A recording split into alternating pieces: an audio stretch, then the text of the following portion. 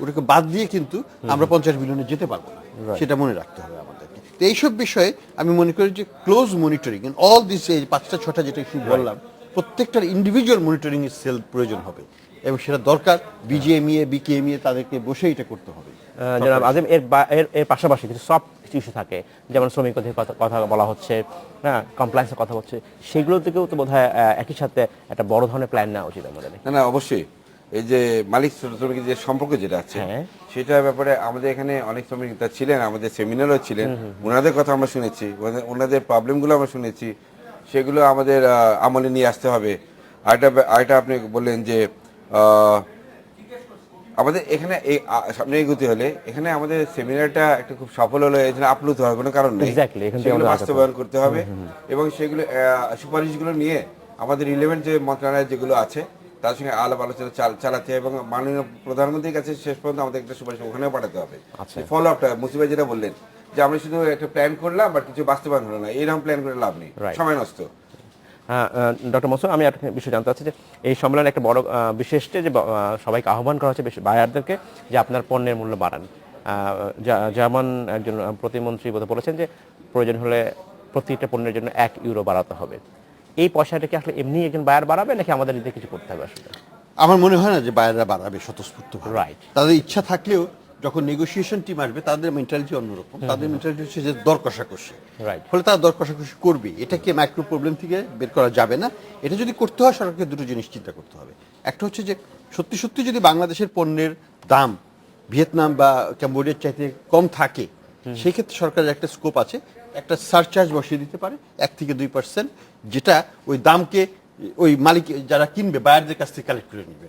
আচ্ছা, সেটা সেইটা দিলে পরে ওই টাকাটা তখন এই ইন্ডাস্ট্রি, আমাদের হিসাব মতো 1% যদি চার্জ করে $300 মিলিয়ন চলে আসে, সেটা কিন্তু একটা বড় টাকা। তখনও কি যেন মাঝে বায়াররা এই সারচার্জকে তারা নেগেটিভ স্টেপস দেখবে কিনা, আপনারা কিভাবে দেখবেন? সারচার্জ ভাবে দিলে বায়াররা রাজি হবে না। আচ্ছা, রাজি হবে না, এজন্য বায়ারের পলিসি কিন্তু আবার ডিফারেন্ট, যেটা চিপ অ্যান্ড কুইক, একটা বললেই বলে যে আমরা যেখানে বেশি কম দামে পাবো, তাড়াতাড়ি পাবো, সেখানে আমরা যাবো।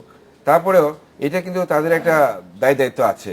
রানা প্লাজা একদিক দিয়ে তারা বলে আমরা রানা প্লাজা দেখতে চাই না, তো রানা প্লাজা যদি না দেখতে চাও তাহলে তো আমাদের সঙ্গে তোমাদের হাতে হাত মিলে কাজ করতে হবে, এগোতে হবে। যে মনে করেন আমাকে একটা ফ্যাক্টরি বললো যে 6 মাস আগে যে বায়ার তার থেকে $4.2 এফওবি মাল কিনলো, সে এই বায়ারে এসে বলতেছে এখন $3.7, মানে 50% কম। এই রকম যদি হয়, আমরা যদি সোশ্যাল ওয়েলফেয়ার ফান্ড বলি, সেটা ডক্টর মনসুর আপনি এরকম আমি যেটা প্রথমে বলছিলাম, আমরা সারচার্জ একমাত্র বসাতে সক্ষম হবো তখনই যখন আমাদের বিক্রয় মূল্য আমাদের কম্পিটিটরের বিক্রয় মূল্যের চাইতে কিছু কম থাকে। আচ্ছা, তাহলে বায়ার কিন্তু যাবে না। বায়ার যখন জানবে যে আমি যদি এখান থেকে ক্যাম্বোডিয়ায় যাই আমাকে কিন্তু এই দামের কমে পাবো না, আমি 2% বেশি দিয়ে, 2% কিন্তু খুব বেশি কিছু না, $4 যে শার্টটা সেটা 2% মানে হচ্ছে $4.08। আচ্ছা, সেটা খুব একটা তাদের গায়ের কারণ হবে না, কিন্তু আমাদের জন্য কিন্তু অনেক টাকা কালেক্ট হবে, যেটা এই খাতের উন্নয়নে ব্যয় করা যাবে। এর পাশাপাশি যারা আজিম, ইনোভেশন, প্রোডাক্ট ইনোভেশন কি আমাদের আসলে ভাবা উচিত না? সেইখানটাই তো আমাদের মূল স্ট্রেংথ, সেটা যদি আমরা না করতে পারি কেন একটা বায়ার আসলে বেশি ফরওয়ার্ড লিঙ্কেজ, যেটা রাইট, আমাদের বিএফটি হয়েছে, ফ্যাশন ইউনিভার্সিটি হয়েছে, রাইট, এবং আগে কিন্তু আমরা কিন্তু বায়ারা যেগুলি শুধু কপিক্যাট করতাম, উনি এনে দিলে আমরা জাস্ট নকল করতাম, কিন্তু আমাদের এখানে অনেকগুলো ফ্যাক্টরিতে এখন নিজস্ব ডিজাইন তৈরি হচ্ছে। আমরা বায়ারকে ফ্যাব্রিক সহ অ্যাপ্রোচ করছি, যারা বিভিন্ন উন্নত দেশ যেগুলো করে থাকে, তখন দেখা যায় আমাদের এফি প্রাইসটা একটু বেশি আসবে। আমি যদি কপিক্যাট করি তাহলে কিন্তু সেই জিনিসটা আমার হবে না, শুধু আমি কাটিং সুইং করবো। ম্যাটেরিয়াল সহ যদি আমি তাকে একটা অফার করতে পারি, সেখানে আমার অনেক সাশ্রয় থাকবে এবং সেটা আমাদের দেশের জন্য, আমাদের ইকোনমিতে অনেক কাজে লাগবে, যোগ হবে। তো এখানে অবকাঠামোগত দিকটা আপনি বললেন যেটা, সেটা নিয়ে আমাদের ভাবতে হবে, কেননা আমাদের সেফটি সিকিউরিটি ব্যাপারে কোনো কম্প্রোমাইজ করা চলবে না। এখন অনেকগুলো ফ্যাক্টরি যেগুলো আসছে, অনেক গ্রিন ফ্যাক্টরি আসছে, আমরা বায়ারকে নিয়ে আমরা 11টা ফ্যাক্টরি দেখিয়েছি হেলিকপ্টারে ঘুরে ঘুরে বিভিন্ন ফ্যাক্টরিগুলো। দেখো রানা প্লাজা কিন্তু সমস্ত বাংলাদেশ না, তারা কিন্তু এটা খুব ভালোভাবে নিয়েছে এবং তারা এসব এখানে আমাদের খুব অ্যাপ্রিসিয়েট করেছে এসব ব্যাপার নিয়ে। ডক্টর মনসুর, আপনাকে জানতে চাচ্ছি যে আপনি যে ইনফ্রাস্ট্রাকচারের কথা বলছিলেন যে ঢাকা চিটাগাংয়ের শুধু 4 লেনে হবে না, আমাদের আসলে বিকল্প রুট ভাবতে হবে, সেক্ষেত্রে ইনভেস্টমেন্ট একটা বড় জিনিস। সরকার এই মুহূর্তে একটা নতুন রাস্তা হয়তো করতে পারবে না, কিন্তু আমরা কি এখানে আসলে অন্য কোনো উপায় বের করতে পারি কিনা, যে যেখানে পিপিপির মাধ্যমে এই একটু নতুন রাস্তা তৈরি করতে পারি কিনা?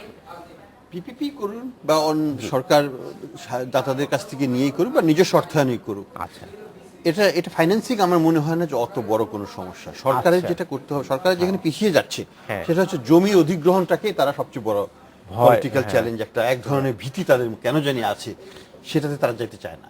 যে কারণে ঢাকা চিটাগং কিন্তু এক্সপ্রেসওয়ে, আমাদের দরকার এক্সপ্রেসওয়ে। আমাদের এই 4 লেন দিয়ে কাজ হবে না, দেখা যাবে দুই দিকে রিক্সা চলছে, গরু গাড়ি চলছে, ওটা 4 লেনের কিছু থাকবে না, দোকানপাট হয়ে ওটা ভরে যাবে।